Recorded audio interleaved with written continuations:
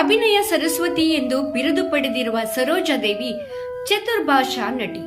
1936ರಲ್ಲಿ ಭೈರಪ್ಪ ಹಾಗೂ ರುದ್ರಮ್ಮ ದಂಪತಿಯ ಕಿರಿಯ ಪುತ್ರಿಯಾಗಿ ಜನಿಸಿದ ಇವರಿಗೆ ಸಿನಿಮಾದ ಬಗ್ಗೆ ಅಷ್ಟೊಂದು ವ್ಯಾಮೋಹವಿರಲಿಲ್ಲ.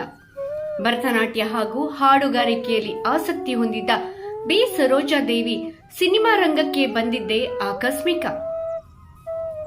ಶಿಕ್ಷಕಿಯಾಗಿ ತನ್ನ ಬದುಕನ್ನ ರೂಪಿಸಿಕೊಳ್ಳಬೇಕೆಂದುಕೊಂಡವರಿಗೆ ಸಿನಿಮಾದಲ್ಲಿ ಅವಕಾಶಗಳು ಹುಡುಕಿಕೊಂಡು ಬಂದಾಗ ನಯವಾಗಿಯೇ ಸಿನಿಮಾ ಅವಕಾಶಗಳನ್ನು ತಿರಸ್ಕರಿಸಿದ್ರು. ಆದರೆ ಸರೋಜಾದೇವಿಯ ತಾಯಿ ರುದ್ರಮ್ಮರಿಗೆ ತನ್ನ ಮಗಳನ್ನ ಬೆಳ್ಳಿತೆರೆಯಲ್ಲಿ ನೋಡ್ಬೇಕೆಂಬ ಆಸೆ. ತನ್ನ ತಾಯಿ ಆಸೆಗೆ ಒತ್ತಾಸೆಯಾಗಿ ಪಿ ಸರೋಜಾದೇವಿ ಅವರು 1955ರಲ್ಲಿ ತೆರೆ ಕಂಡಿದ್ದ ಮಹಾಕವಿ ಕಾಳಿದಾಸ ಚಿತ್ರದಲ್ಲಿ ಅಭಿನಯಿಸುವ ಮೂಲಕ ಸಿನಿಮಾ ರಂಗಕ್ಕೆ ಬಂದವರು.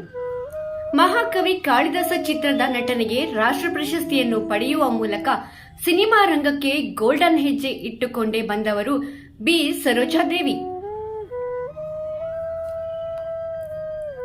ಬೆಳ್ಳಿತೆರೆಯಲ್ಲಿ ಸುಮಾರು 65 ವರ್ಷಗಳ ಅನುಭವ ಹೊಂದಿದ ಬಿ ಸರೋಜಾದೇವಿಯವರು ಚತುರ್ಭಾಷಾ ತಾರೆಯಾಗಿ ಸುಮಾರು 200 ಸಿನಿಮಾಗಳಿಗೆ ಬಣ್ಣ ಹಚ್ಚಿದ್ದಾರೆ.